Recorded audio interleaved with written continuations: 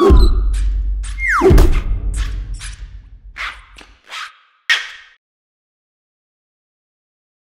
everyone, welcome to another Goody Reader Triparison video. My name is Michael. This is Peter.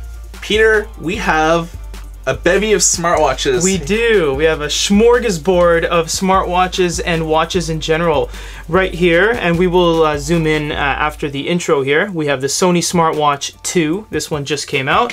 In the middle, we have Michael's incredible e-ink Seiko watch that charges itself with 3 levels of UV rays, so even if it's an overcast day, you never have to plug it in to charge it, basically. Which is beautiful. And we have the Pebble Smartwatch, and this as well. They're all of these are the latest of their respective categories. So yeah, I mean this video will be quite interesting because the Pebble has an e-paper display, the Seiko has an e-ink display, and the Sony Smartwatch 2 has an LCD display. How does this all play out in terms of being able to read easily what's going on, color, vibrancy? We're basically going to look at the pros and cons out of all of these to kind of give you a sense on, this is pretty well all the latest products. So what do these bring to the table?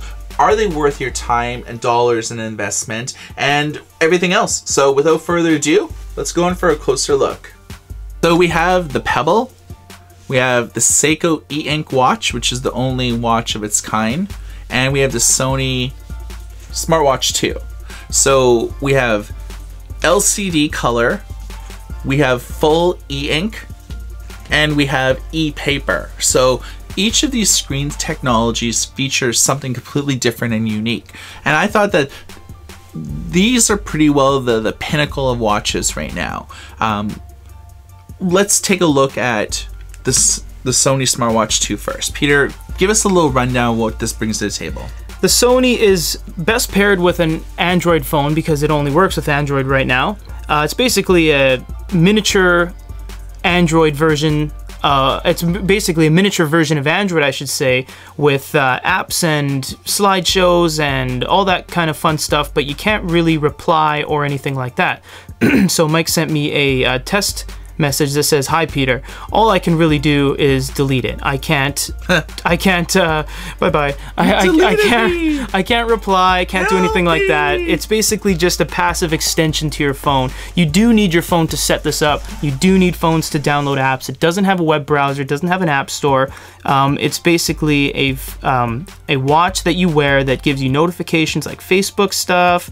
Maybe you want to look at your text messages, you set alarms, you can set timers, dictate how far you've walked with fitness apps, stuff like that. So this is about a $200 watch. It's very nice when worn. It's very thin.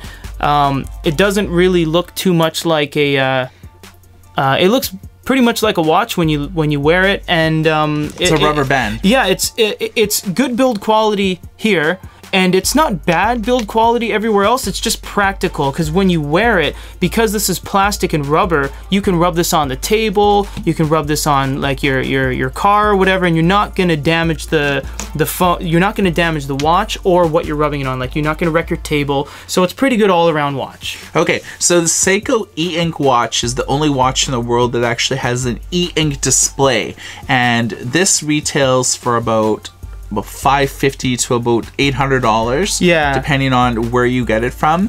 What I like about it is, unlike this, the Sony and the Pebble, is that this actually recharges via the UV rays. So even on a cloudy and overcast day, you can power this. You never have to charge it. You never have to do anything. How long have you had that now, actually? Over about 6-7 months now. And you've never charged it? No. Because you don't have to, no. It just works off of, it actually has the solar receptor around the inside of the bezel, and it charges on 3 different waves of UV, so sunny, overcast, cloudy. It's not so much a smartwatch, you can't pair it with your phone or anything like that, but it does have a lot of cool things like GPS functionality. It has automatic time zone based on where you are in the world. It kind of talks to different cell phone towers. Talks to different satellites. It doesn't have a front light, but it has a side light. Yeah. So you could read things in the dark because it's not backlit. It's e-paper. So this is the same type of display that's like on your Kindle, on your Nook, on your Sony. Yeah. And you can see he has world time, alarm, radio wave to connect to satellites and cell phone towers. So it does have a lot of neat features. And basically this triparison is to show you guys the latest in technological watch, basically watch technology. Yeah. I mean, watches have really come a long way, I think, in about the last just 3 years. Right. It's made things come down in price. The Pebble Watch is a monochrome e-paper. It's not done by e-ink, but it does have, you know, some functionality that is found on the Sony. You have like your different watch faces. These things are so light and small, they move around a lot. You could, you know, initiate music. And that is his phone playing to the left of the camera here. So I think that that's cool that you could do, you know, do some tunes there. Same thing with notifications. This is in fact a smartwatch that you can pair with your Android or iOS phone and look at YouTube and Google Plus and Facebook and Twitter. Yeah, so this is best paired with the iPhone, because it actually has an app market now where you could install things like asteroids, a weather app. So yeah, I'm sure Asteroids is just a blast to play on this 1-inch screen. Yeah. I bet you get hit by like this next guy here. Oh wow. Oh, watch out! Oh shit! Oh god. So yeah, I mean, weather apps and things like that. Yeah. You can install GPS and fitness-based apps. I think it's cool. So when it comes down to how long these things last, yeah, let's go over this. I guess you found from experience, right? That, you know, after about 48 hours, it's all but dead. Yeah, this one says 3 to 5 days on the box as battery life, but I've been using it all day yesterday. Nothing extensive, just doing what it's supposed to do. You wear it on your wrist, you get your messages through it. I'm almost out of batteries here, so this one, in fact, got about 40 hours, and I'm virtually less than half. And tell us about the Pebble, because it says it should get 5 to 7 days. Yeah, I find that it'll last like 3 days. That's just because I've set it up so any notification that goes to my iPhone, like emails, texts, phone calls, everything, like if my phone gets a notification, it's on here. Right. And I find that the more you have it to vibrate mode and the more notifications that you get, the less battery life that you have. If you have like no apps installed, get only like maybe one notification with like text messages or phones, it'll probably last longer, but I find it like lasts me about 2.5 days with like using it all the time and wearing it. With this, like I said, I've never had to recharge it. Solar power, it's not touchscreen. It's definitely not a smartwatch per se, but I find that it's wearable tech still. Yeah, it's still like wearable tech because it's, you know, it's pure digital, and I find that just the true e-paper experience, just like looking at this on camera,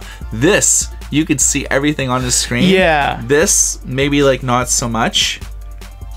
Yeah, this is as clear as you can get to without actually having a piece of paper with some writing on it. And I mean, when you're outside, both of these get glare. Yes, they do. This is e-paper, and it's like you get a harsh glare. This is like no glare. It's basically e-reader tech. It is, yes, absolutely. So there's a $50 difference between the Sony watch and the Pebble Watch.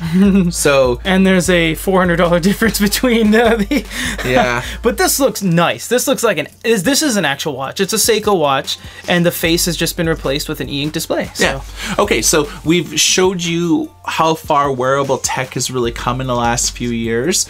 If you have any questions or concerns, drop a comment in the YouTube section below, and we'll address each and every one of you. And you have watched a triparison video, and our first one, I might add, on smartwatches. Yeah. And let us know if do you want us to continue, you know, checking out like the Samsung Galaxy Gear, different like wearable tech. I mean, there's necklaces now. There's smart rings. There's all sorts of kind of cool stuff coming out. If you want us to maybe do review videos on any of this cool new tech, let us know. Let's get some smart earrings. Yeah.